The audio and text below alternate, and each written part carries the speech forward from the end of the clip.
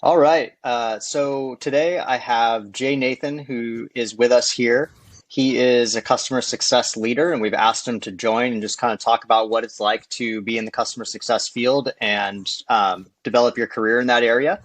And how process and that sort of stuff plays into that. My name is Jason. I'm the VP of Customer Success at Process Street. So I'm sure many of you have met many of my team. I run the support, the customer success, the RevOps, and our consulting wing. So without further ado, know more about me, but I'd love to hear, Jay, if you could just give us a brief overview of who you are and what you've been up to. Yeah, sounds good. Well, thanks for having me, Jason. And my name's Jay Nathan. I'm the Chief Customer Officer at a company called Higher Logic. And what Higher Logic does is we provide community platforms for customers, customer organizations, SaaS companies, and other technology firms that want to engage and embrace their customers in a scaled kind of approach. So been with the business for about a year. Similar responsibilities to what you just listed, Jason. We've got support in the customer organization, support, professional services.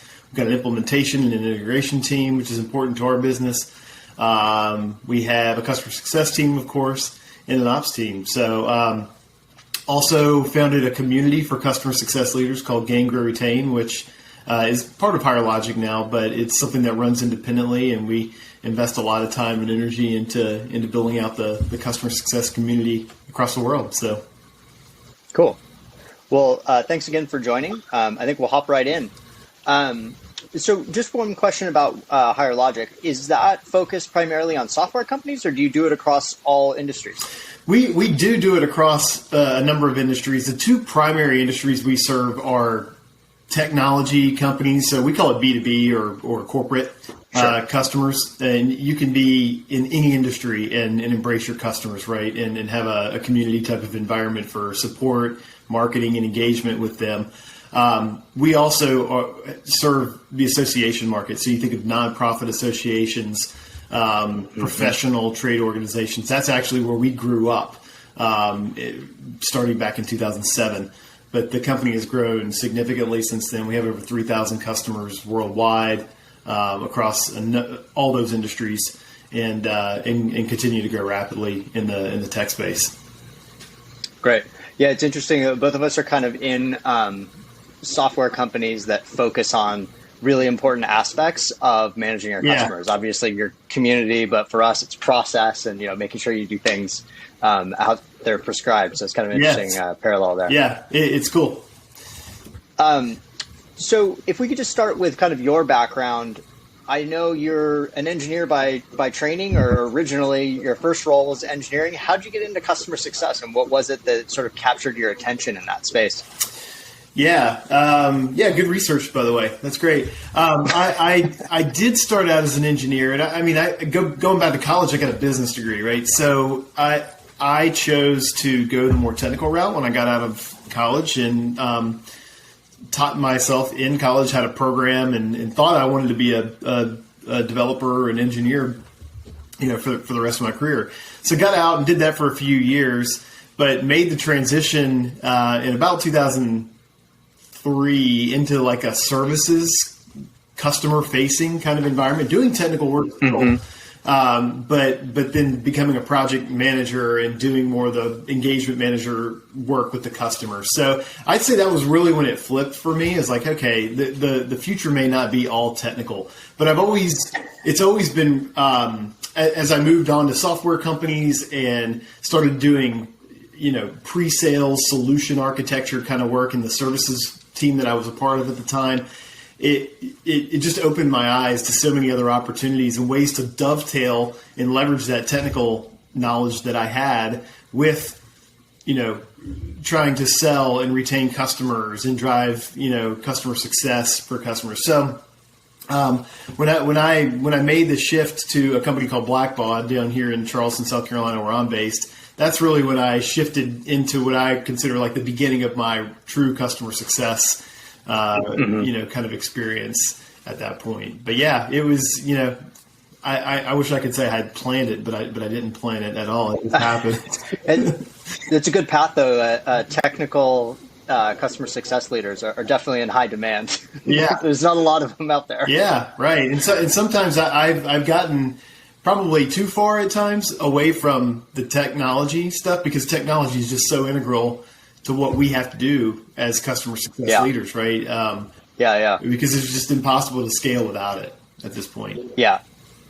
Great. Well, you mentioned scaling, and as you're scaling your team and the managing process along the way, how do you balance the consistency as you grow without losing the ability to adapt? So, as you're young, or like it's a smaller company, you're kind of developing those processes and the playbooks, as they're often called in customer success, along the way. And it's good to be sort of agile and moving around. But how do you start to codify that process and keep a little bit of the nimble history? Yeah, it's a great question, and agility is sort of key in every business and in every department within a business. We talk a lot about agile in the software engineering world, but those same concepts apply to the way we build the structure and the process around our business, the other parts of it that aren't the technology. So I think the first and foremost, the thing is, a process isn't really a process in my mind until it's put into a system somehow, and that there are metrics that are associated with it. People are trained on how to do it. The thing that I find that over the years, as I look at the things that have slowed me down as a leader, it typically comes back to the systems. So how nimble and agile are the systems themselves? And a lot of times when we're selecting technology, we look at the features and the capabilities of the tools that are out there, and they look amazing. But we got to ask the hard questions about, okay, what does it look like to integrate this tool into my process? What does it look like to integrate this tool into our broader technology landscape or environment? Right? If I'm using a CS platform, how does it integrate with Salesforce? And then how will I operate that set of tools and change that set of tools as we go? My team probably hates it, but I've got new ideas every day for how we need to evolve and shift our process, right? And Jason, you probably did the same. But our systems have to be flexible and nimble, and then the processes that we put around defining the requirements and making changes to those systems, they have to be done responsibly as you scale so that you don't break things, but you have to be able to move quickly in those platforms. So, yeah, that's an interesting point. I think for a lot of those systems, it take a little bit of time to implement. By the time you actually get it implemented, your processes have probably changed from what you originally started out with. Yeah. Yep. Exactly. And you mentioned, tracking and reporting on that. Can you talk about that just in the context of keeping an eye on how the team is doing and making sure that people are consistent? Is that what you use to kind of make sure that everyone's following similar process and approaching a QBR the way you want them to, or a renewal, or whatever it is that they're doing? Yeah. Well, there's a few things to hit on there. I think so as what we do with our metrics and the way we think about them, we have level 1, level 2, level 3 metrics. Level 1 is, those are the kind of things we're showing our board every quarter, right? And we're tracking sort of at a very high level on a monthly basis. Things like renewal rates, retention rates, level of engagement in our communities, the quality of the support experience that we're providing to our customers, just very high level things. But the interesting thing is, if you start to break those level 1 metrics down into level 2, then you can start looking at the same things by a team, right? So level 2 would be maybe the managerial level by team. Level 3 would be those same metrics all the way down to the individual level. And that's where we're trying to get to right now in our business. Is we don't want to over metric everybody, but we do want people to see okay, here's how the work that you do rolls into the things that are important all the way up, at the highest levels of the business. And so, we put a lot of time and effort into that, but it does, you have to make sure that those metrics, the other thing about metrics is they are a proxy, right? They're a proxy for what your strategy is as a business. If you want to provide great experience, great service, engaged customers, and that's your strategic advantage, How do you measure that? And how do you make sure that that metric is relevant to the goal that you're trying to achieve? Because the thing you can also get caught up in is getting too attached to one metric, or getting attached to a metric that no longer aligns with what you need to accomplish as a business. Yeah. Yeah. I've also found that in customer success, there tend to be a lot of metrics because they're doing a lot of different things. So if you have a customer success team that kind of takes over from the day the customer is signed to when they leave, ultimately, they're expanding, they're renewing, they're doing check-ins, whatever you want to call them along the way. And there's so many different things that contribute to that. It's a little less clear often to align their metrics than it is so for like a account executive where it's, how much revenue you're driving. There's so many other activities that kind of tangentially lead into, are we getting renewals? Are we getting expansions and stuff like that? That it becomes a lot of metrics to kind of wrap your head around and keep an eye on. Yeah, I'm sure you've experienced this too, Jason, and you're sort of alluding to it. But having too many metrics is just as bad as not having any metrics. Because you're not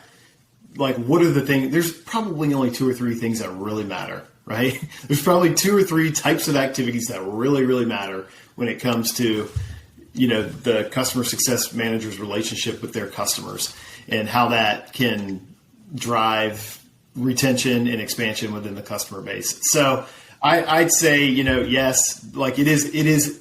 I told some folks, just this week we were sort of walking through this. I think this is one of the most challenging and dynamic roles in almost every software company out there. One, because it typically has to be defined and aligned for every company to make sure that everybody agrees on what customer success actually is. But then second, because it is a broad purview and it is a internal quarterback kind of role for the customer, there are a lot of different activities you can get involved in. What moves the needle and what doesn't. I'm also a big fan of role specialization and creating roles that support the CSM. So we have in our org, we have solution engineers in our team that can support the more technical conversations. We also have industry experts that can support the more business conversations, at a deeper level and in a deeper product usage level. So, every company is slightly different. Our CSMs have to oversee customers that have multiple products. So I think being a multi-product CSM is different than being a single product CSM. But still, there's only a handful of activities that matter in terms of building relationships, driving adoption, driving best practices into the customer base. Yeah. So switching gears slightly, talk about how, having your team remote, and I know you kind of came into it in a remote scenario, but how has that changed how you, your like playbook? Like, have you defined it more? Have you defined it less? Like, how's that worked sort of in a remote environment versus an in-office environment? Yeah. So just a little more context. We have 5 offices across the United States, Canada, and Australia. So we've always been, especially over the past 5 or 6 years, the company's been in a situation where there were people distributed in different locations, right? Interesting. So I think it was trending toward this anyway, but we've made the decision since COVID that we're not going to force everybody back into an office. Our team, we actually asked our team what they wanted, and everyone wants flexibility, right? I want flexibility. Nice. I live in Charleston, South Carolina. I'm probably not going to move to Arlington, Virginia, where we're headquartered. I'm definitely not. So job number one is sort of going back to the metrics and the processes that we use internally that I mentioned earlier. How do we just, again, we're not trying to micromanage everybody, but how do we just make sure that we have the right level of accountability through our processes and systems to be able to just see what people are doing, see where they're having trouble, see where they're struggling. That's one piece of it. The other piece of it, which is something that I'm trying to become a student of, it's like really the most important area for me, for my personal growth, is how do we become great leaders of people in this environment? So communication, holding great one-on-ones, keeping tabs on your folks, their personal lives, how they're doing, in the situation that they're in, if they're working from home, like what's going on with their kids? Are they in school or are they stuck at home? Knowing those things and having a more intimate relationship with your team is something that we've really placed a lot of emphasis on at Higher Logic. And being able to facilitate the right kind of communications. Probably the biggest change we've made is in our communication strategy. So our CEO does a weekly video update to the entire company. All of the individual, departmental executives, like I do one for my organization every other week. Our engineering leader does one every week. Our product leader does one once every month or every 6 weeks. So just having those communication strategies in place. We have a town hall every quarter, and then the CX team has a town hall in between those quarters. So we do a lot of different communication just to stay front and center. We repeat our strategy and our vision constantly so that people latch onto it. So I'd say the biggest change we've had to make is just around our communication strategy. Yeah, that makes a lot of sense. Process Street's been remote since day one, so a lot of those motions we already had in place. But the thing I'd add to kind of what you said is it's just a constantly evolving situation. And you just need to be continually looking at it and figuring out how can I better communicate to my team, to my employees, to the greater company, that sort of thing. Especially like as we've seen the business grow, our communication has evolved significantly, and we've had to be more diligent in kind of how we do that, because eventually, Slack becomes too much to consume on a daily basis, and you need to kind of have strategies for managing that and decide what you're going to put into Slack and what you're not going to put in Slack, and even if they're light, you have to have policies on how that works, or at least someone needs to be thinking about it. I worked for a company at one point that and we had all these tools, right? We had Google Docs, we had email, of course, we had Slack, we had all these different ways to communicate. And the CEO, top down, CEO had a strategy around communication that he believed in and sort of enforced. Like if you were on an email and you were just to be informed about what that was, but you were on the to line, he would actually correct people about, no, you shouldn't have been on the to line. You shouldn't put so-and-so on the to line. You got to put them on the CC line, because those things actually do matter when you get to scale and when you get to when you're distributed. And I always thought that was really cool, but it was, to your point, it's a sort of a top-down strategy on, okay, when do we use chat versus when do we use email? How do you use email properly? What are the sort of social norms we're going to follow internally around that? So I think I'd love to hear more about what you're doing and see if we could copy anything, honestly. One of our company values is to over communicate everything twice, and that when you read it the first time, it's like, oh, it kind of makes sense. But when you're in the remote environment, and especially everyone's communicating a lot on Slack, because we're also distributed around the world, so we're not necessarily on the same time zones, you realize how important that is, because you can't assume that people saw it in Slack the first time. You have to over communicate everything, and just don't assume that people know, like, oh yeah, I saw that post from 2 days ago. It's super important how you communicate. Yeah. Slack is not the answer by itself, is it? No, not by any means. It becomes overwhelming very fast. Yeah. So if I can shift a little bit to like a career, we have a lot of folks, I'm sure, that are watching this that are in an individual contributor role. And for those that aspire to get into more senior leadership, I'd be interested to hear from your perspective, like what are sort of milestones or ways of thinking that evolve as you move from an individual contributor to a manager to, senior leadership? Yeah, I think the time horizon on which you spend most of your time thinking changes as you move through those roles.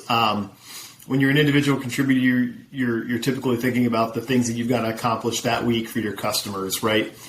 When you're a manager, you're probably thinking about that too. There's a lot of urgency when you're a frontline manager, but then you're thinking about some of the more important longer term things like, okay, do I have the right people in the right seats, right? The right skill sets on my team? Do we have the right playbooks or processes established? Our systems, the right things? So you're probably thinking more of sort of a quarterly kind of horizon of what you want to accomplish. As you move as you move upward, right, and you get into the executive ranks, and it's like, okay, what are we accomplishing this year?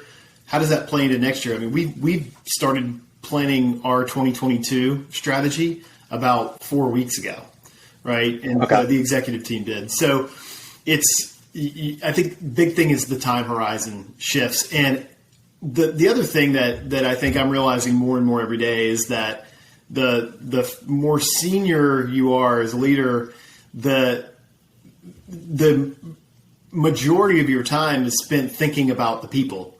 It's thinking about all the stuff we just talked about, the communication, but it's also thinking about, do we have the right people in all the right spots? Because that's where you get your leverage from, right? And so I think there's a lot of things there, but the thing that I encourage everyone to do, and I was actually talking to a good friend of mine yesterday on a different podcast about sort of the transition that I made from individual contributor to management, right? People leadership. And the thing that I think really gave me the opportunity there is I was really interested in the business, and I was asking a lot of questions, and I was sticking my nose where it didn't belong, trying to understand the P&L, trying to understand how we make people decisions, how we sell. And I was just getting my hands into all that. It's just sort of a curiosity. And if you really want to you sort of make that jump into leadership, get curious about the business, show that you're curious about the business, take on extra work to demonstrate it. And even if that role, that is not an opportunity for you at your current company, you will be better prepared to go do it somewhere else. Yeah. If you take on some tasks and just try to help and grow in that way. So I always encourage people to do that. Yeah. I was thinking about that in particular, like in the context of employees that have worked for me in individual contributor roles and moved into other roles. And I think like the overwhelming characteristic, particularly for customer success, because they have access to everything in the organization. Yeah. So it's really people that have sort of glommed on to one thing, whether it's I'm going to be a master of the product, or I'm going to like own the process for which we renew, customers, or whatever the area is, and they've just owned it, and usually not because they were asked to, but someone who just knows the product inside and out. I've had several people move into product management roles and things like that, where they just kind of found an interest and just ran, and not because I asked them to. It was just something that they got really good at. I love that. A lot of opportunity opened to them. Yeah, I love that. One of the questions that I ask in an interview typically is just tell me about the one thing in your professional career. And if they're entry level and I'm interviewing them, it's tell me about something you did in college, but tell me about one project that you're just most proud of that you did. One thing that you tackled that you're most proud of, because those things might feel small in the moment, but those are the projects that define your career, right? For sure. Give you the opportunity when that question's asked to really shine. So I love that. Great. So I think we're coming up on time here. There's a couple things I want to hit on before we leave. And the first is, I'd love if you would tell us a little bit about the community that you alluded to in the beginning, which is the Gain, Grow, Retain. And then I know that you have a meetup that's coming up at SaaStr in September. So if you could kind of hit on both of those, I'd love to hear about that. Yeah, sure. So Gain, Grow, Retain, my business partner and I at the time, early in 2020, launched this at the beginning of the pandemic. It's a community for customer success leaders and aspiring customer success leaders. You don't have to be in management or people leadership to be in Gain, Grow, Retain, but just a way for people to share ideas and collaborate with one another. We started by having weekly calls with 50, 75, 100, 150 people last year on it, and just immediately took off and formed a life of its own. And so we built an online community. That's gaingrowretain.com. By the way, you did a good job saying it because it's a little bit of a tongue twister. It's not easy. I will admit that. We didn't think about that when we did it, but we call it GGR for short. But yeah, we're having a meetup at SaaStr, and the dates are actually eluding me right now, but it's going to be the Tuesday of SaaStr. So what is that? 28th, maybe? 27th, 28th, somewhere around there. Tuesday the 28th, from 6 to 8 p.m.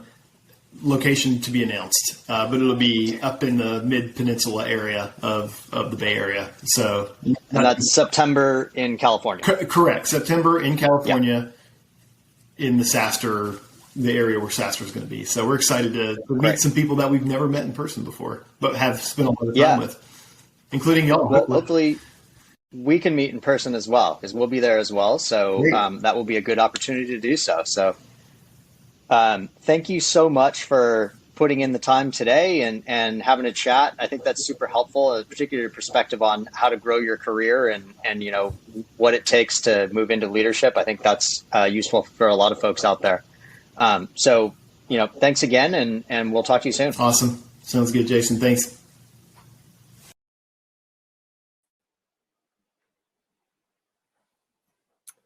Awesome. Okay. Thank you so much, Jay and Jason. Pauline, are you here too? I think we've got, there she is. Woohoo! All right. That was awesome. That was very cool. Really good insights. All right. Who's ready for some? Okay. Well, first of all, we just want to share that we have put in the chat box the Workflow Wizards waitlist that you can join. So process.st/workflow-wizards-waitlist. So check that out. And that's, again, the community program for our Workflow Wizards. Yes, and Nog just asked, can we please also have the links when we get a copy of the recording? That is a really good request. We will make sure we wrangle all those links up for you.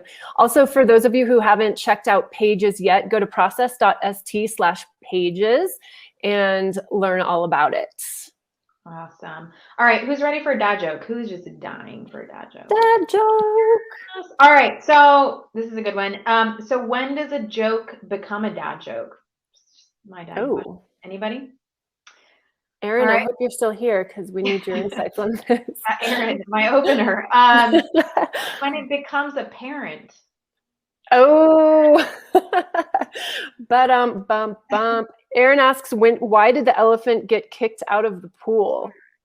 Ooh. Anybody who guesses the right answer, we will we'll give you some merch if you can guess the answer to Aaron's joke. Why did the elephant get kicked out of the pool? I don't know this one. I don't know this one either. All right, Aaron, we'll everybody, you have 10 seconds to get your response in. Otherwise, Aaron's going to tell us. And if nobody guesses before Aaron tells us, then Aaron gets the merch. So 10, 9, 8, 7, 6, 5, 4, 3, 2, 2.5. All right. He let his trunks down. That's almost not safe for work, Aaron, but that's pretty good. Yeah, but we'll give you some merch anyway. So, Aaron, send an email to support@process.st, and you can either get a VIP strategy session or some Process Street swag. We're feeling very Oprah today. I love it. I know. All right, cool. One more. And all right, last one. How do you follow Will Smith in the snow? Anybody know? All right. You follow the Fresh Prince. Yes. Love it. Cool. All right. Well, next up, we have our Process Pros team. That's my squad, our squad, Anne. And so really quick, I want to talk about my favorite hack and your favorite hack. I've got to say conditional logic, using it to create a follow-up system, my favorite all-time hack. I use it all the time in my business. And what about you? What's your favorite go-to? You know, one cool hack is I've seen some folks create a workflow for a one-off task, like a one simple task request. It's like a very simple one task workflow, and that's pretty cool. You can create a report to show what those tasks are. Pretty awesome. That's awesome. So yeah, our team is going to jump on in about 30 seconds here. And this is a panel, so you can ask questions. Be sure to ask your questions in the chat, and our team will answer them and share other tricks and tips from the insiders at Process Street. So very cool. Here we go.